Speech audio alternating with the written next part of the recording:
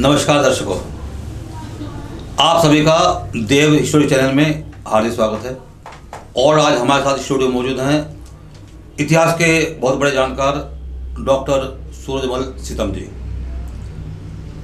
जिन्होंने आपको बहुत अच्छी अच्छी जानकारी पहले भी दी है और आज फिर एक अच्छी जानकारी लेकर हमारे साथ स्टूडियो मौजूद हैं। तो आइए मुलाकात करते हैं डॉक्टर सूरजमल सीतम जी से। नमस्कार डॉक्टर साहब।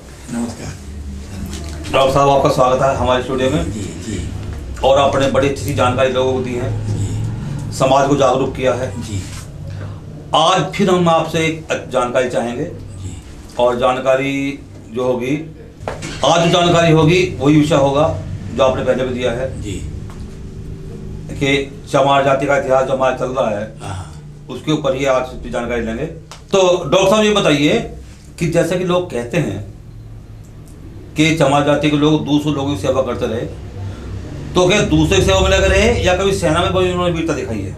अच्छा। ठीक है शर्मा जी, अभी आपका आंसर देते हैं, पर पहले आपके दर्शकों को जो हमेशा बड़े प्यार से हमें सुनते रहते हैं उन्हें नमस्कार, और आपकी टीम को भी बधाई कि आप नए नए विषयों के साथ हमें बुलाते हैं, लोगों को जानकारी देते हैं। जी। तो शर्मा जी, आपका प्रश्न था कि ये जो चमार जाति है, जैसा इतिहासों में लिखा, ग्रंथों में लिखा कि शूद्रों के अंतर्गत आती थी, छोटी जाति में मानी जाती थी और शूद्रों का काम सेवा ही करना होता था दूसरों की। जी। तो आपने ठीक पूछा कि सेवा ही करते रहे या कोई वीरता का काम भी किया, या लड़ाकू थे या नहीं थे, या जोशीले थे या नहीं थे, या देशभक्त थे नहीं। जी। बिल्कुल सही क्वेश्चन आप करा। तो जब आप जो इतिहास के जानकार है, थोड़ा लेकर जानकारी रखते हैं ना, तो उन्हें पता है, वो जानते हैं। इतिहास अगर आप देखो तो शुरू होता है ठीक से 12वीं सदी से शुरू होता है, और 12वीं सदी में आपके सामने एक वीरता का बड़ा किस्सा देहातों में लोग पहले पढ़ते थे, आलाउदल का। जी जी जी। तो 1135 से लेकर 1185 तक का काल है आलाउदल का इनका। तो बुंदेलखंड के राजा थे परमार, राजधानी थी उनकी महोबा। तो उनके यहाँ आला प्रधानमंत्री थे और उदल मुख्य सेनापति था। तो इन्होंने इस शर्त पर काम किया परमार के यहाँ कि नियम कानून हमारे चलेंगे। जब राजा ने हाँ भर लिया, प्रधानमंत्री ठीक है, आप जैसा करो वैसे ठीक है, तो आला ने नियम बनाया कि सभी जाति के लोगों से अच्छे लोग छाट के जो योग्य होंगे उन्हें सेना में भर्ती किया जाना चाहिए, और जो लोग किसी भी कास्ट के हों, मगर वो कायर हो गए हैं या बूढ़ा पा गया उन्हें, उनकी छटनी कर दी जानी चाहिए। तो जब उन्होंने एक काम की शुरू किया तो बैकवर्ड और एससी में जितनी जातियां, सभी जातियों से लोग आए भर्ती होने के लिए। तो वहीं महोबा के गांव एक कानपुर और महोबा के बीच में एक नगर है, उसका नाम महोदा में एक था हल्ला चमार। तो हल्ला चमार उसमें भर्ती हुआ आके, और हल्ला चमार जब भर्ती हुआ तो उसे टुकड़ी का सेना नायक बना दिया गया, और 32 के 32 गढ़ हल्ला चमार की उसमें टुकड़ी में रहने के बाद सारी विजय पाई। पहला तो ये स्टंट है कि इन लोगों ने काम किया। दूसरा चलता है जहारवीर का, आपने सुना होगा। जहारवीर राजस्थान के थे, ददरेड़ा के राजा थे और धार्मिक आस्था भी रखते थे, गोरखनाथ के शिष्य भी थे।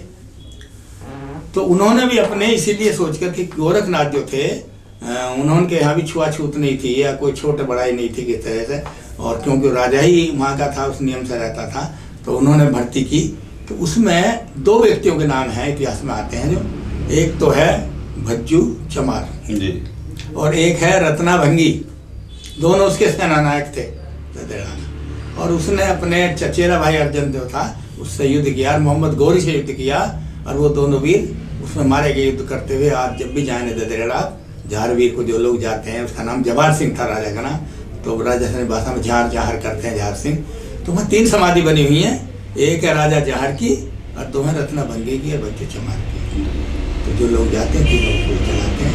तो पहला तो पीरियड ये रहा उनका, इस तरह से कि वीरता की, लड़ाकू रहे लोग। तो डॉक्टर साहब, ये जानकारी तो होगी थोड़ी पुरानी। एक बात बताइए कि जब अंग्रेजों के साथ युद्ध हुआ, पहला युद्ध हुआ 1857 में जी, तो क्या उस युद्ध में, उस संग्राम में भी चमार जाति लड़ी थी? हाँ बिल्कुल लड़ी थी। उसमें भी बड़ा इतिहास है। पर कारण क्या रहा है, हमारे लोगों ने इतिहास लिखा, उसमें उन्हें स्थान नहीं दिया। अंग्रेज हम पे जास्ती कर रहे थे, युद्ध हुआ हमारे देशभक्तों ने किया, मगर अंग्रेजों की खास ये बात थी, अंग्रेज बिना किसी जाति के, बिना पक्ष के, बिना धर्म के, बिना देश के इतिहास लिखते थे।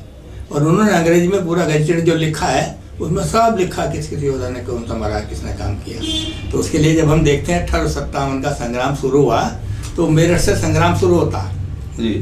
मेरठ जो हमारा है वो क्रांति जो होनी थी, जो मंगल सिंह पांडे के और माता दीन भंगी के बीच में वार्ता हुई थी कि क्रांति मचेगी, तो 31 मई का दिन रख दिया था, पूरे भारत में सब रजवाड़ों पर खबर भेज दी गई थी, किंतु मंगल पांडे कुछ ज़्यादा उतावला हो गया, उसने 10 मई को ही वहाँ से विस्फोट कर दिया और वहाँ से भागे लोग आए, मेरठ का जेल तोड़ दी, उसमें सारे अपने निकाल दिए। जब उधर से चले तो ये 1857 का गदर यहाँ से शुरू होता है, मेरठ से, उसमें चलता है। तो हमारा जो उत्तर प्रदेश है ना, वीरता में सबसे आगे रहा जाने।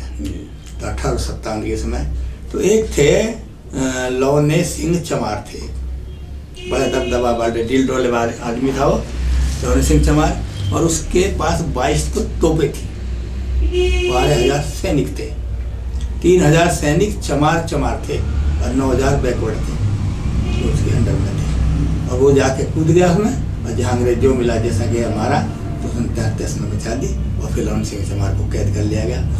तो पहला तो 1857 का ये रहा। दूसरा है यही हमारी यूपी का है, सौरव क्षेत्र है एटा के पास, तो वहाँ 2 हुए, एक चेतराम जाटव हुआ और एक था रामचंद्र भंगी।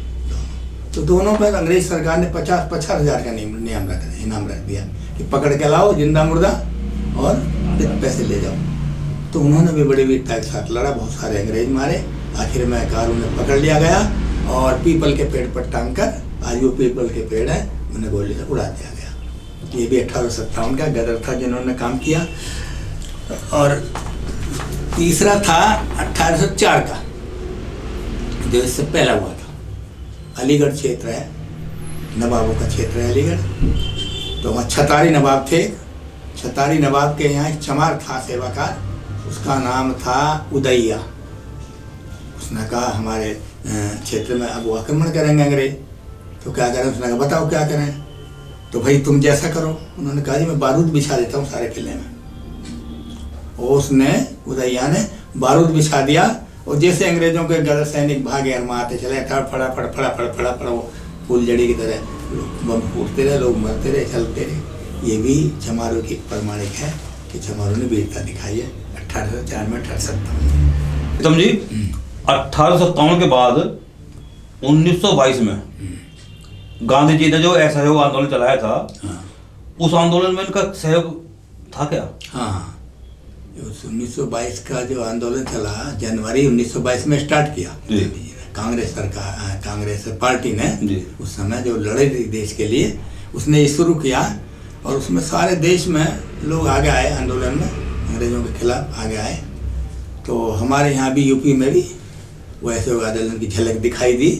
और 2 फरवरी 1922 को तो यहाँ चला आंदोलन का, लोग भड़के, लोगों ने हथियार ले लिए। तो एक हमारे पास इधर चौरी चौरा एक गाँव पड़ता है और ये ऐतिहासिक कांड है चौरी चौरा का, सरकार 8वीं तक के कक्षा में पढ़ाया जाता है। तो चौरी चौरा एक गांव है और वो आपको लगे हाथ तो ये भी बता दूं कि ये चौरी चौरा शब्द जो अपभ्रंश शब्द है, क्योंकि टॉपिक चमार जाति का चल रहा है, तो ये चौरा चौरी नहीं है, ये चमरा चमरी है।